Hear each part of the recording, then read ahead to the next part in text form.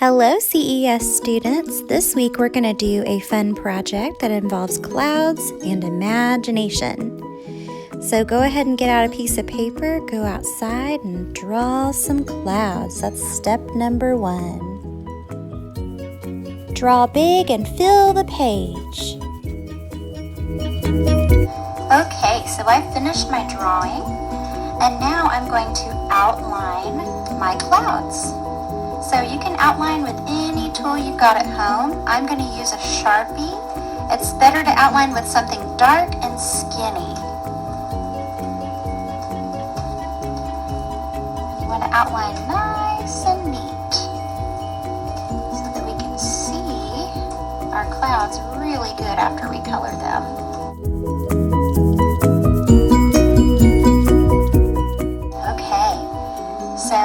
Next step before we start making our creatures is going to be to start coloring in the shadows of the clouds. We're going to color really lightly. I'm going to use colored pencils, but you could use crayon. Crayon or colored pencil would probably be best, but you can also use markers if that's what you have.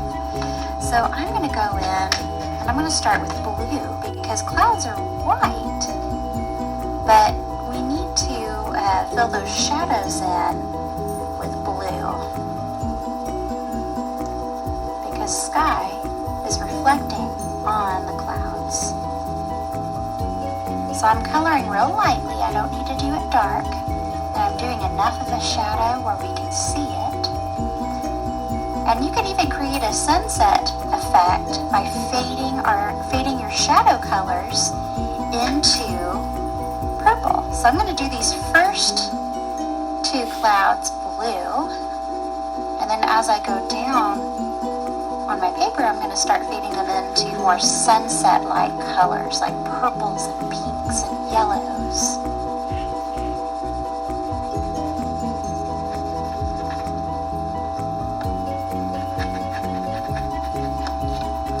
Okay, so I'm going to start with a little bit of blue here.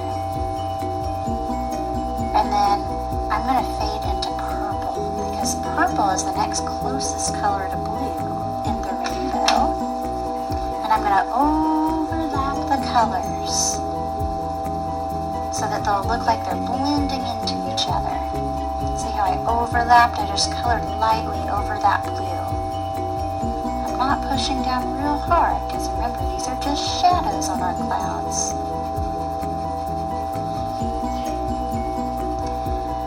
Next, I'm going to fade purple into pink.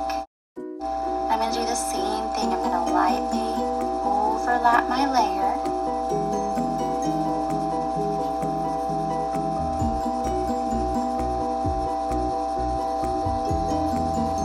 I'm going to go all the way around my clouds, lightly with my shadows, leaving the inside white. We'll color those in later.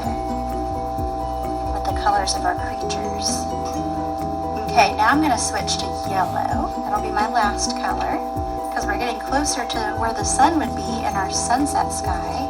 Now I'm going to go in to a couple areas with my yellow that I didn't color yellow because I want to make it look like that sunlight is reflecting on the clouds.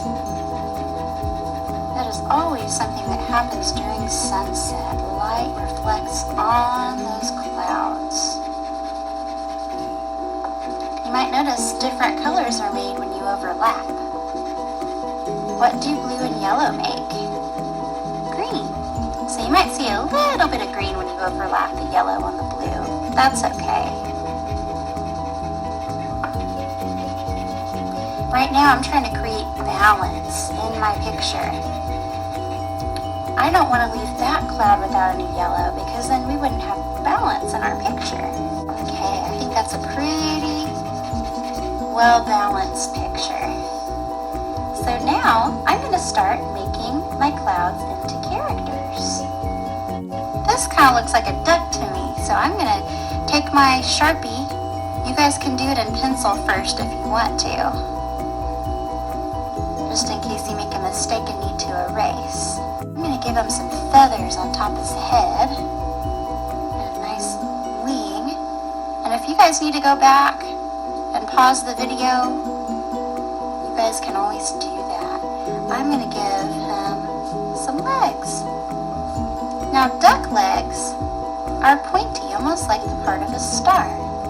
They have webbed feet that help them swim better in the water. I'm drawing the little webs on the feet. They're like little curves. I think this cloud looks like a hedgehog. So I'm going to give him some spikes, kind of like Sonic the Hedgehog. Some spikes here and some spikes there. I'm going to give him 2 ears. 1, 2. And I'm going to give him an eye and a smile and a nose. And I'm going to give him some feet.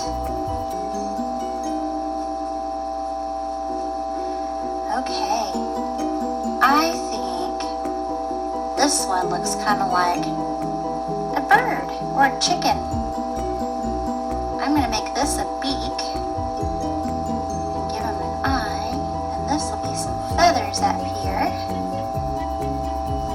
and this will be his tail, which connects to the body. And last but not least, add his wing on there. Oh, that really looks like a bird. Okay, what do I see in this? I think this looks like 2 things. I think I'm going to make this part into a snake. Give him an eye. And snakes have very long, skinny pupils. Let's see, I'm going to give him some sharp teeth. And a long, forked tongue. Now, snakes are reptiles, so they have scales. I'm going to show you guys how to make some scales if you make a reptile or a fish. It's like an upside down U shape, and they overlap or touch each other, just like this. I'm going to fill his whole head with scales, because snakes are very scaly, and I'm going to give him a little nose right here. Okay, I think our last shape right here looks kind of like a dragon. So I'm going to give him a big dragon eye.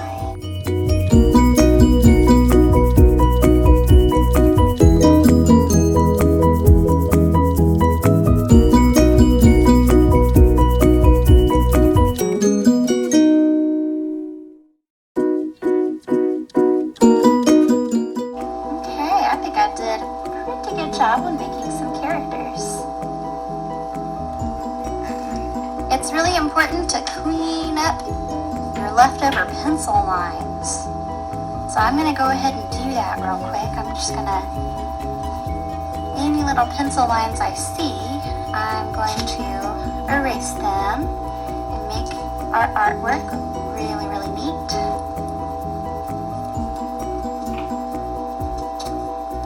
And the next part is going to be the real fun part. I'm going to be coloring the background sky and my cloud creatures in with water paint.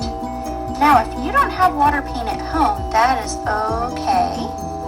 You can color them in with any materials you have. It can be crayons, markers, colored pencils, however you can do it. But if you do have watercolors, I would highly encourage you to try using them because they look really good with colored pencil and crayon and marker. Now, if you did use marker, be careful not to smear it too much because markers will bleed. Crayons and colored pencils will not. Okay, so for your watercoloring, you're going to need, if you're watercoloring, you're going to need a little cup of water. My water's a little bit dirty because I've been painting. You're going to need a paintbrush, and you're going to need a set of watercolors. Okay? Again, you can use another material if you don't have these things. We're going to begin by painting the sky with a dark blue. You always need to wake up your color, so we want to go 1 dip, 2 dip, it's darker than you want, always use some water to lighten it up. Just like that.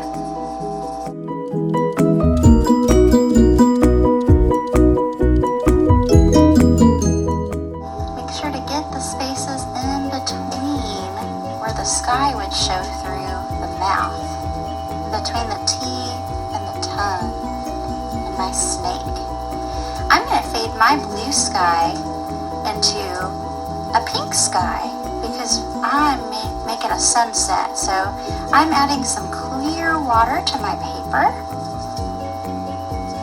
Not too much, I don't want to rip a hole in my paper. But I'm going to add some pinkish purple, some like a red-violet color. Ooh, that's a pretty color. Look how I can blend, while the blue is still wet, I can blend that into my sky, into the blue part of my sky. I'm going to put some up here too, just to ease that transition. Now I'm getting my paper too wet, so I have to be really careful not to rip a hole. I've got to paint very lightly.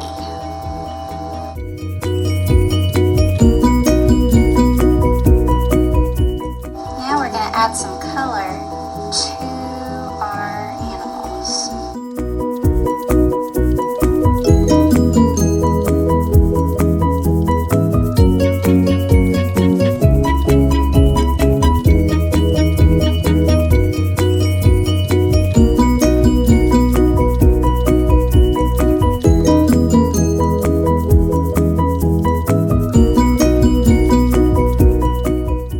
Okay, so I found some puffy paint, 3D paint at a garage sale one time, and I'm going to try this out for fun. This is just a little extra. You guys can try adding glitter glue or anything you want to on top when it dries. But I'm going to go ahead and outline some of my creatures with this puffy paint.